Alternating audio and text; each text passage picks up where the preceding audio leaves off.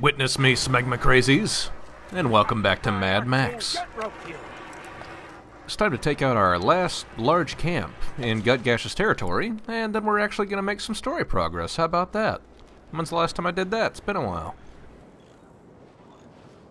Not that I'd want to go up against pervy rim Jobbie. Make sure to hit him with your best clobber and cutting melee weapons. He bleeds easy when you melee him.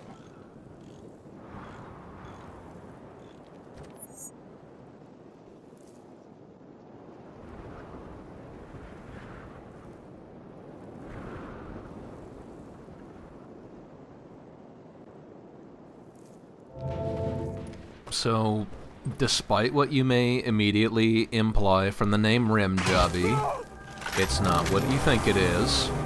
He spends a lot of time with inhalants.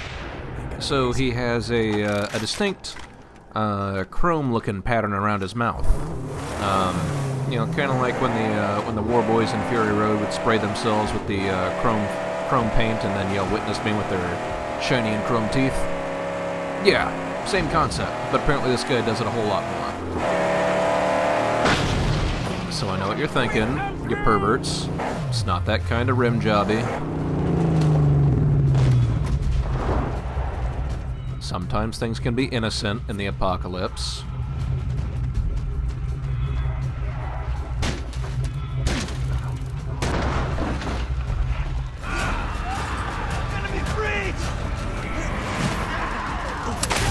So, I'll fully admit I'm at kind of a small bit of a loss for what to do with all of my, with all my scrap. The reason being, the only significant thing I have to spend on at the moment, would be upgrading, upgrading strongholds. There's no mechanical reason to do so, it's just...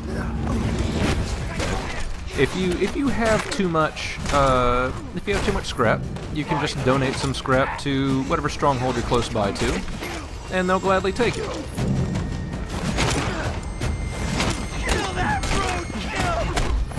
I mean, I guess if you really wanted to see the strongholds in all their glamour and glory, that'd be a way to. I am just getting pushed around in this combat, and I don't know why.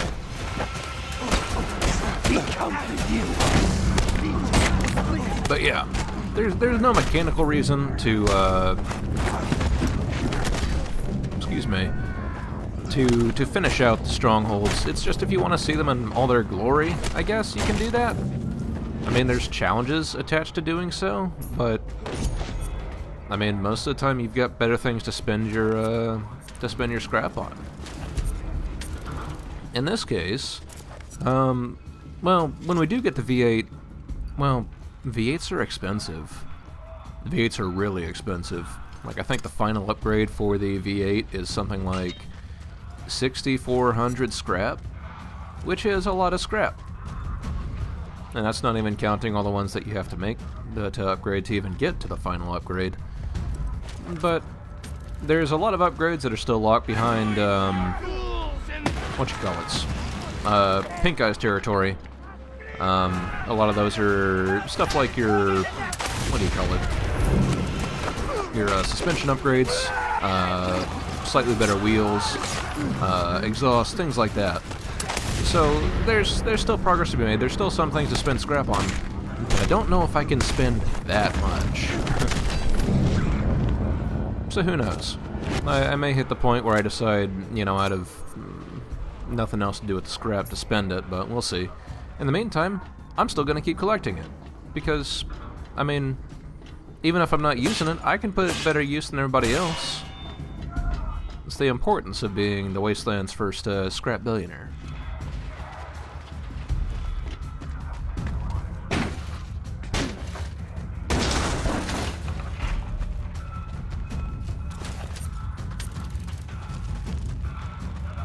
So our little intel observer out there mentioned that this camp actually has two ways into it outside the main gate. There's the both of those towers that sort of served as like little entryways, I guess I'd call them. They've got ladders sticking off them, and although it's not always doable in a lot of situations, you can use the harpoon on the Magnum Opus to pull down ladders. It's not always doable because you don't have, in a lot of places where ladders are up, you have to kick it from the top because you can't get the magnum opus in there anyway. It's a pretty obscure mechanic, I'd say. I mean, the game never explicitly tells you, hey, you can use your harpoon to pull down ladders. I'm pretty sure that never comes up. But you can do that. It's needed for a few of the scavenging locations.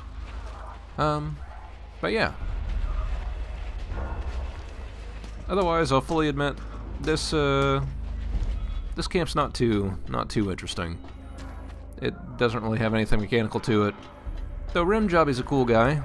I mean, as with most of the top dogs, he's got his arena surrounded in flames. Why wouldn't you?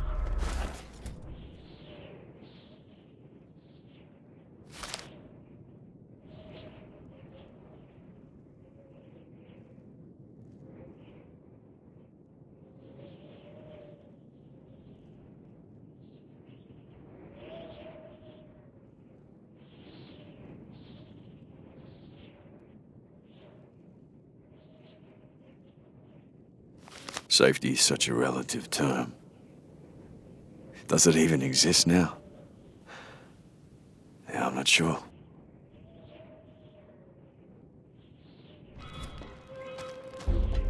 So I had someone point out to me that I mentioned, I think when I was talking about Mad Max 2, I very briefly mentioned the feral kid, and yet I neglected to mention that the feral kid, you know, has like a razor-sharp metal boomerang,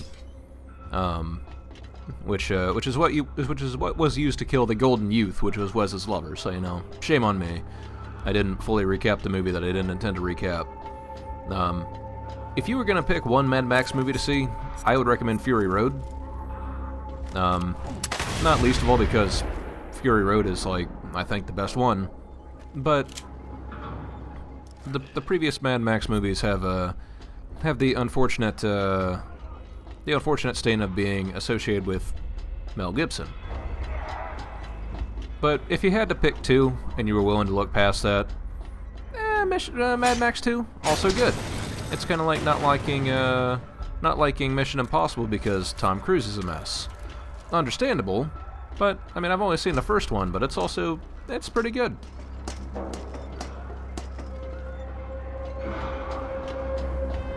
Granted, I think I played the old, Mission Impossible Nintendo 64 game a lot more than I watched the movie, so my perspective on what might be good and bad could be a little bit twisted. I'll fully admit that.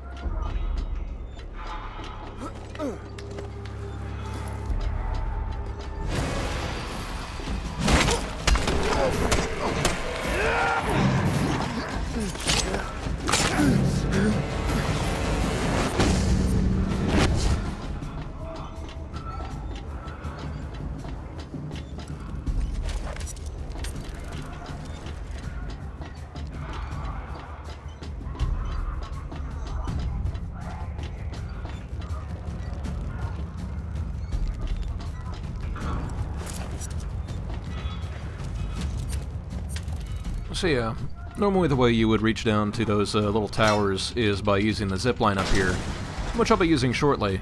But if you were feeling froggy and knew the secret technique of pulling down ladders with the magnum opus, you could do that too. It's nice to have the options, even if, I mean, I'm sort of a blunt object and I go, you know, for the easy one.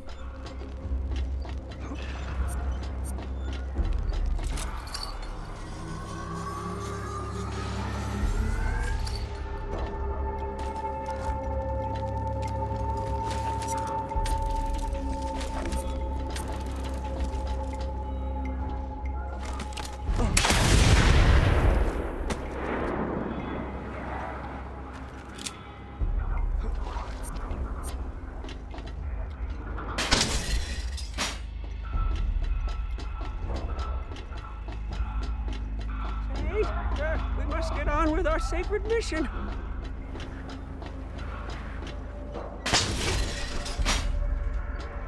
I mean, Chumbucket's not wrong. Technically, this has got nothing to do with our sacred mission. I've already taken out the vast majority of the vast majority of the threat in this area has been taken care of. I'm just goofing around now.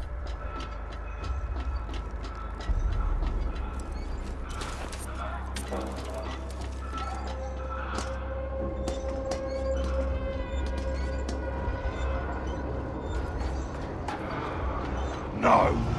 You don't come here! Not here! This is my place! You? You're just a wriggly man! You're just dead meat!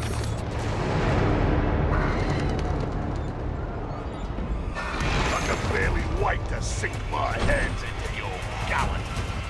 So from a top dog perspective, I mean, Jobbie probably knows that he's weak to melee weaponry, right? So I have to question the inherent wisdom of keeping melee weapons scattered around your little arena. Like, don't get me wrong, I understand it from a gameplay perspective, because otherwise this would be kind of miserable. But still, you know, principle of the thing.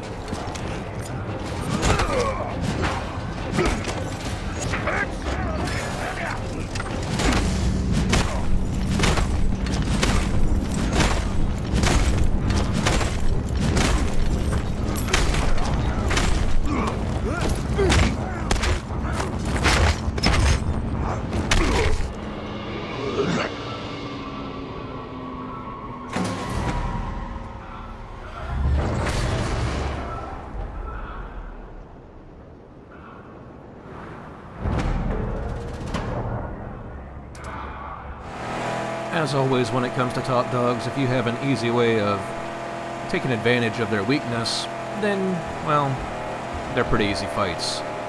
But now, man, the Jaw, we haven't been here for a minute. We have spent a long time trying to get here, but yeah, it's finally time to take on the Jaw. Let's see how well we do. I'll tell you now, the answer is not amazing, because I'm kind of incompetent sometimes, but, you know.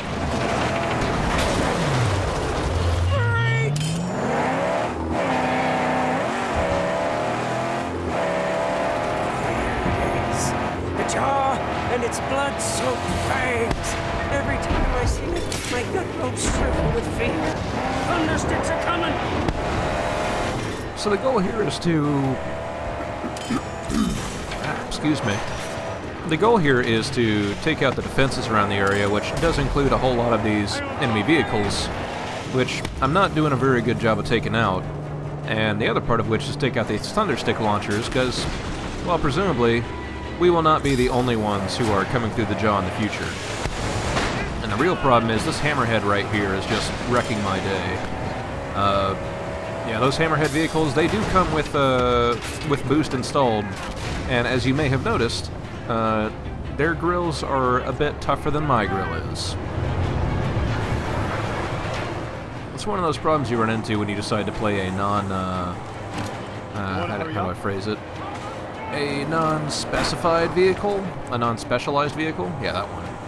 You could have on more armor and you could have on a better grill, but at the end of the day, being an all-rounder makes you weaker. Which is another reason that I really don't like the Jack as an Archangel. It's decent for showing you the concept, but it's not good for anything. I mean, if you want to make a heavier vehicle, that's easy. But another problem with the Archangels, especially one of the challenges for the game being to do certain things with certain Archangels, you can build up the cars better than the Archangels demand. Some of them will demand stuff like, oh, well, you have to use this specific engine and this specific paint job and stuff like that, but you also have to use these border spikes that aren't as good as the ones that you otherwise have access to. It's nothing game-breaking, but it's also still kind of dumb.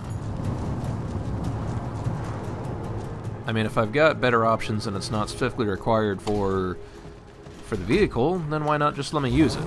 I think they were going for a specific aesthetic with the Archangels, but it's neither here nor there.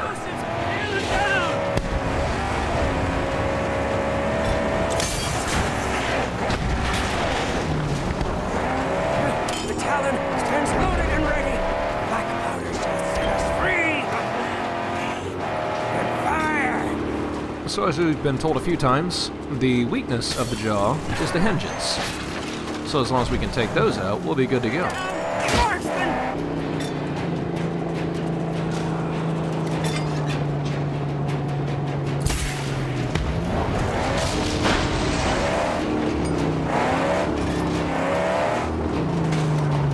And of course, me being a sadist, I'm just going to sit here and, you know, shoot things at these enemies too.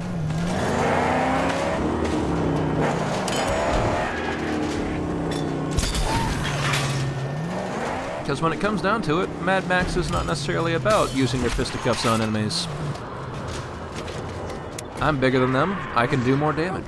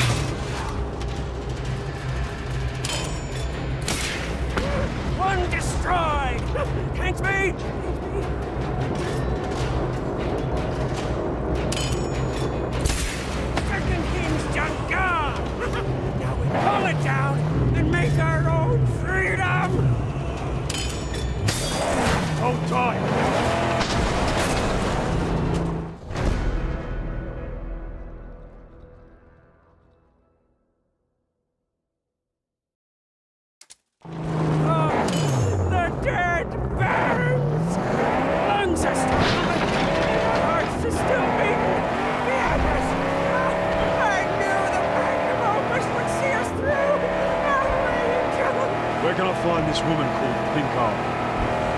Look to your map, Sage. If things are as bad as in the Great White, she'll be under terrible pressure from Gastown war parties. Then we'll do the same for her as we have for the others. I have no idea what I just hit. I'm gonna assume it's a texture or obstacle that failed to load in. Kind of like that, that scarecrow is supported by nothing. You know, I try not to ask these questions. So the big thing about Pink Guy's territory, there's a lot more blacktop, a lot more asphalt around the area. As you look around, you can actually see more signs of human infrastructure. You know, you've got the electrical tower still up. It's more of a shipyard area. So, and again, it's one of those cases where you can see all these. The area the game takes place in was somewhere on the coast where there used to be shipyard. For some reason, there used to be subway, which does not necessarily correspond to any actual subway system. Plus, I don't know, having a subway really close by to the ocean kind of sounds like a dumb idea to me, but I'm not an engineer, so what do I know? I mean, the only thing I know about having a lot of water close by is that places like Louisiana don't have basements.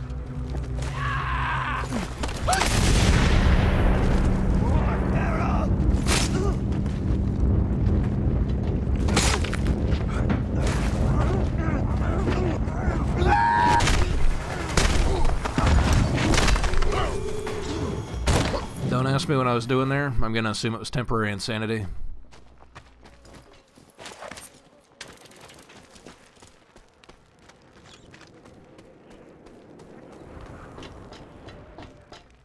But as usual, being in a new area, we have a few more things to explore around. We'll have a whole new set of, air balloons to go up to explore the area to see the sights. We have a new, stronghold.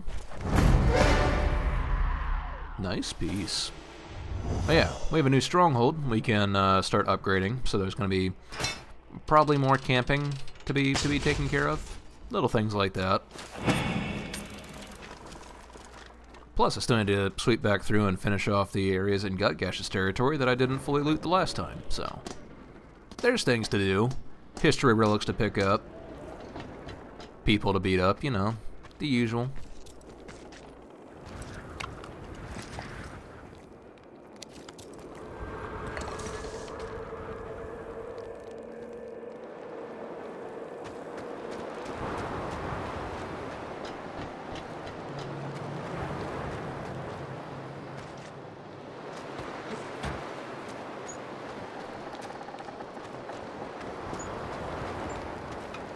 I always assume these hot air balloons are going to be out of gas in some way. Either the generator's going to need gas to bring it down, the balloon will need gas to take it up, maybe both. So, I mean, it's easier to assume than to just get up there and then suddenly find out, oh, I guess I can't go anywhere. Cool.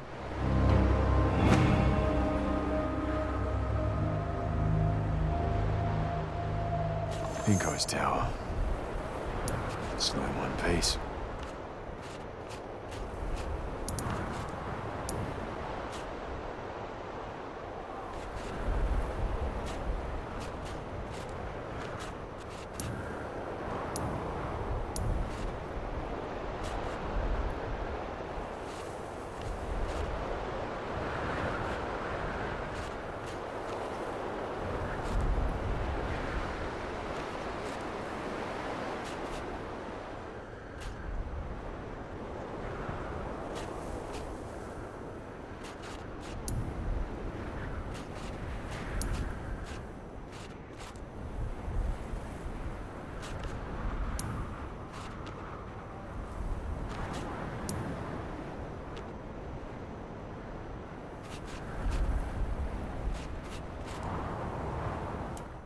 Of course, just because we have access to Pink Eye's area doesn't mean we can't also move on to Fat Fry's territory, or Deep Fry's territory next to Gastown, because there's some value upgrades over there as well.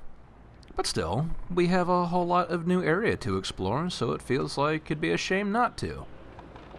We won't, we'll start exploring a little bit next time.